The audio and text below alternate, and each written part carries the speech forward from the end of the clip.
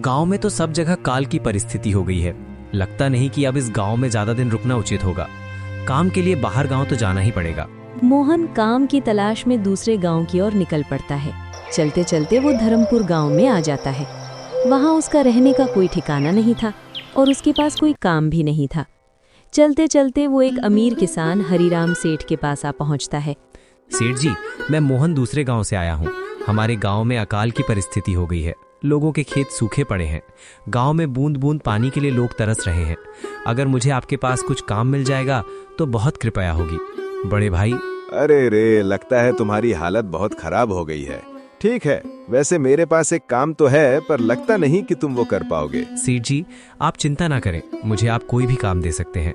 मैं वो काम पूरी मेहनत और ईमानदारी से करूंगा। अच्छा ठीक है मोहन, तो कान खोल कर सुन लो। मेरे पास 50 गायें और 50 भैंसें हैं।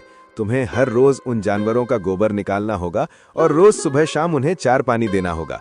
महीने के आखिर में तुम्हें इस काम के लिए 200 रुपए मिलेंगे। और हाँ, 2 वक्त का खाना भी हमारी तरफ से मुफ्त में दिया जाएगा। बोलो, क्या तुम ये काम कर पाओगे? अरे बाप रे, 50 गाय और भैंसों को संभालना आसान काम नहीं है। पर अब मैं कुछ कर भी तो नहीं सकता। और ऊपर से सेठ जी 2 वक्त का खाना भी दे रहे हैं।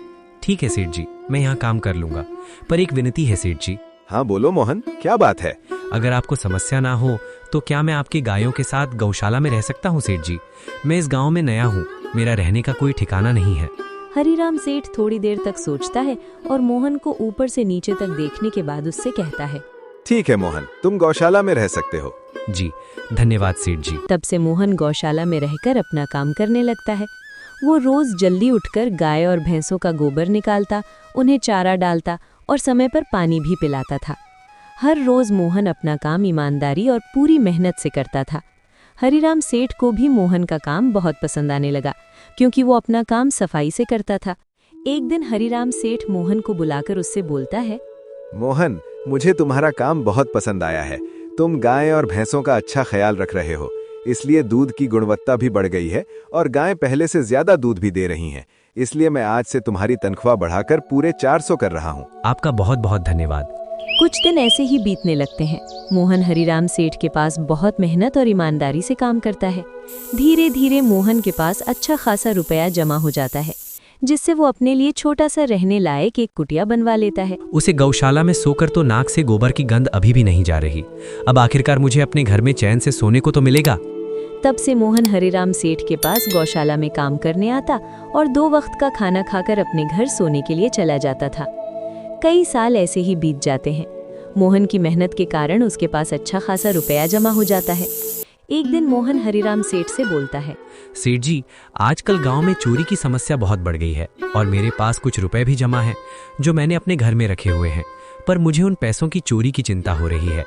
आपको तो पता है कि मैं दिन भर आपके पास ही काम करता हूँ और सिर्फ रात में ही घर सोने जाता हूँ। इसलिए मुझे रोज उन पैसों की चोरी की चिंता सताती है। हाँ मोहन, तुम बात तो बिल्कुल सही कह रहे हो। आए दिन गांव में नए नए चोरी के किस्से सामने आ रहे हैं और दिन भर तो तुम्हारा घर खाली ही रहता है, तो चोरी होने की संभावना जरूर है। हरिराम सेठ थोड़ी देर सोचता है और फिर मोहन से कहता है, देखो मोहन, ऐसे समय में तो गांव में एक ही जगह है जहां पर तुम्हारा धन सुरक्षित रह सकता है, और वो है जमींदार का घर। क्या जमींदार का घर? हाँ मोहन, इस गांव के जमींदार बहुत ईमानदार और दयालु हैं। ऐसा मैंने कुछ लोगों से सुना है और उनके घर पर बहुत सारे पहरेदार भी हैं, तो चोरी होने की संभावना बहुत कम है। तुम अपने पैसे उनके पास रख सकते हो। अच्छा, ऐसा है क्या सेठ जी? ठीक है, फिर आज ही मैं जमींदार जी से मिलकर बात करता हूँ और उन्हें अपनी समस्या बताता हूँ। उस दिन मोहन जमींदार जी के घर उनसे बात करने जाता है। हे रुको, कहाँ अंदर आए जा रहे हो? वहीं रुक जाओ। जी, मुझे जमींदार जी से मिलना है। मुझे उनसे कुछ काम है। क्या काम है तुमको उनसे, मुझे जरा बताओ। जी, मुझे कुछ पैसे रखवाने हैं उनके पास। यही काम के लिए आया था मैं। अच्छा ठीक है, तुम अंदर जा सकते हो। नमस्ते जमींदार जी, मैं मोहन हरिराम सेठ के यहाँ काम करता हूँ। कुछ साल पहले ही मैं दूसरे गांव से यहाँ आया हूँ। अच्छा मोहन, बोलो तुम्हारा क्या काम है मेरे पास? जमींदार जी, मैं सालों से हरिराम सेठ के पास काम कर रहा हूँ और मैंने कुछ रुपए भी जमा कर लिया है। पर बात यह है कि गांव में चोरी की समस्या बहुत बढ़ गई है, तो मुझे अपने रुपए घर में रखने से डर लग रहा है। अच्छा, कितने रुपए जमा किए हैं तुमने? जमींदार जी, यही कोई 5 से 6 हजार होंगे मेरे पास। ये तो बड़ी रकम है। मैंने आपकी ईमानदारी के बारे में लोगों से बहुत सुना है, इसलिए मैं अपनी रकम आपके पास कुछ वक्त के लिए रखने आया हूँ। हाँ मोहन, तुमने बिल्कुल सही सुना है। तुम्हारी रकम मेरे पास पूरी तरह से सुरक्षित रहेगी। तुम अब चिंता ही छोड़ दो, मैं सब देख लूंगा। मोहन अपने पैसों की थैली जमींदार को दे देता है। ये पूरे 6000 हैं। आप गिनकर देख लीजिए जमींदार जी। गिनने की क्या जरूरत है, तुम तो हरिराम सेठ के आदमी हो। मुझे तुम पर पूरा विश्वास है। आपका बहुत बहुत धन्यवाद। अब मुझे चोरी का कोई डर नहीं है, क्योंकि मेरे पैसे सुरक्षित हाथों में हैं। कोई बात नहीं, धन्यवाद तो मुझे बोलना चाहिए, जो तुम मेरे पास आए अपने रुपए रखने के लिए। मोहन अपने पैसे जमींदार को देकर अपने घर चला जाता है। ऐसे ही मोहन ईमानदारी और मेहनत से सगा सेठ के यहाँ काम कर रहा था। देखते ही देखते 2 साल ऐसे ही बीत जाते हैं। एक दिन मोहन सोचता है, अब बहुत साल हो गए हरिराम सेठ के यहाँ काम करते हुए। वैसे सेठ जी तो बहुत अच्छे इंसान हैं, पर सोच रहा हूँ कि खुद की जमीन लेकर उस पर मेहनत करूँ, तभी मैं बड़ा आदमी बन सकता हूँ। अब जो मेरे पास थोड़े कुछ पैसे हैं और जो जमींदार के पास कुछ पैसे संभालने के लिए दिए हैं, वो जमा करके थोड़ी जमीन खरीद लूंगा। आज ही जमींदार से मिलने जाता हूँ और अपने रुपए वापस मांगता हूँ। ये सोचकर मोहन जमींदार जी के घर चला जाता है। मैं अपने रुपए वापस लेने आया हूँ। आपके पास मैंने 6000 दिए थे संभालने के लिए। अरे भाई साहब, मैंने पहचाना नहीं आपको। वैसे कौन हो आप? अरे जमींदार जी, मैं भूषण हूँ। पिछले साल मैंने आपको पैसे संभालने के लिए दिए थे, याद आया कुछ? अरे भाई साहब, मेरे पास कितने सारे लोग आते जाते हैं पैसे रखने के लिए, और सभी के साथ मेरा अच्छा व्यवहार होता है। वैसे आपके पास कोई कागजात है क्या? क्योंकि मैं हर व्यक्ति से कागज पर ही व्यवहार करता हूँ। किसने कितने पैसे दिए, किसके कितने पैसे रखे हैं, सबका व्यवहार रहता है मेरे पास। जमींदार जी, ये आप क्या बात कर रहे हैं? आपकी ईमानदारी देखकर ही मैंने आपको पैसे दिए थे संभालने के लिए, और आप अब ऐसी बातें कर रहे हैं। कृपया करके मेरे पैसे मुझे वापस कीजिए। हाँ मोहन, मैं ईमानदारी से ही काम करता हूँ, इसलिए तो तुमसे मैं कागजात मांग रहा हूँ। क्या तुम्हें पता नहीं, जब तुम किसी से पैसों का व्यवहार करते हो तो तुम्हें कागजात पर लिख कर देना पड़ता है। तुम किसी से भी पूछ सकते हो। नहीं जमींदार जी, मैं आपके पैर पड़ता हूँ, कृपया करके मेरे रुपए मुझे दे दीजिए। बड़ी मेहनत से मैंने वो पैसे जमा किए थे, मुझ पर ऐसा अन्याय ना करें। अरे क्या ये झूठ मूठ का रोना धोना लगाया है? लगता है तुम ढोंगी हो और मेरी ईमानदारी और भूलेपन का फायदा उठाकर मुझसे ये रुपए लेने आए हो। रुको, तुझे अभी सबक सिखाता हूँ। जमींदार अपने आदमियों को बुलाकर मोहन की पिटाई करने को कहता है। इसे तब तक मारो जब तक ये बेहोश ना हो जाए। इस 2 कौड़ी के आदमी ने मेरी ईमानदारी पर सवाल उठाया है, इसे छोड़ना मत।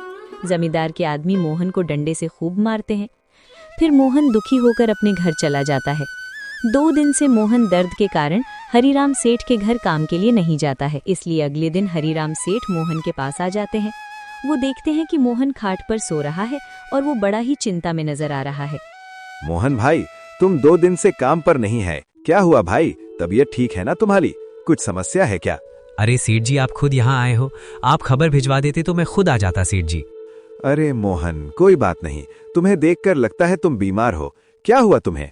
क्या बताऊं, जिस जमींदार के पास पिछले साल मैंने अपने पैसे संभालने को दिए थे, वो आज मुझे पैसे वापस नहीं करना चाहता। वो बहुत लालची इंसान है, वो लोगों को ठग रहा है। और जब मैं बाद में गिड़गिड़ाना शुरू किया तो उसने डंडे से मार मार कर मेरी पिटाई करवा दी और मुझे वहां से धक्के मारकर निकाल दिया। अरे बाप रे, ये तो बड़ा ही गंभीर विषय है। मैंने तो जमींदार के बारे में अच्छा ही सुना था, पर मुझे भी नहीं पता था कि वो इंसान इतना गिरा हुआ है। तभी मैं सोचूं, हर साल उसकी संपत्ति इतनी ज्यादा कैसे बढ़ रही है। मुझे माफ कर दो मोहन, मैं ही तुम्हें जमींदार के पास जाने को बोला था, गलती तो मेरी भी है। नहीं हरिराम सेठ, आप तो मेरा अच्छा ही सोच रहे थे। ये तो उसे जमींदार का लालच है। अब लगता नहीं मेरे पैसे उसे जमींदार से वापस मिलेंगे भी। मोहन, मेरे पास एक तरकीब है जिससे मैं तुम्हारे पैसे तुम्हें वापस दिला सकता हूँ। हरिराम मोहन के कान में सारी तरकीब बताता है। अगले दिन हरिराम सेठ बहुत सारे पैसों को एक सूटकेस में भरकर खुद जमींदार के घर जाता है। अरे हरिराम सेठ, आज आप खुद यहाँ बोलो भाई, इस गरीब के घर कैसे आना हुआ? हमारा तो ये सौभाग्य है कि आप जैसे धनी आदमी के चरण हमारे घर में लगे हैं। नमस्ते जमींदार जी। अरे जमींदार जी, आप तो मुझे अब लज्जित कर रहे हैं।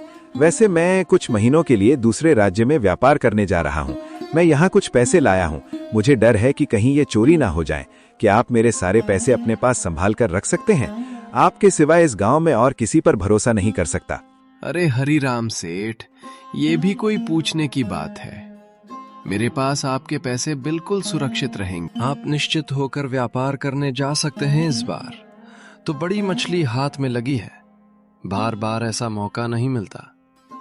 भारी माल हाथ में लगने वाला है। तभी वहां पर मोहन आ जाता है। अरे मोहन, तुम अच्छा हुआ तुम आ गए, मैं तुम्हारे पास ही आने वाला था। मुझे माफ करना, उस दिन तुम्हें पहचान नहीं पाया। इतने सारे लोग मेरे पास आते हैं तो जरा परेशानी होती है, पर मैं अपनी बातों का बड़ा पक्का हूँ। हाँ रुको, मैं तुम्हारे सारे पैसे अभी देता हूँ। जमींदार मोहन के सारे पैसे उसे लौटा देता है। माफ करना मोहन, मेरे आदमियों ने तुम्हारे साथ उस दिन बदतमीजी की। मैं आज ही उनको काम से निकलता हूँ। मोहन बिना कुछ बोले वहां से चला जाता है। अरे क्या बात है जमींदार जी, आप तो अपनी बातों के बहुत पक्के हैं।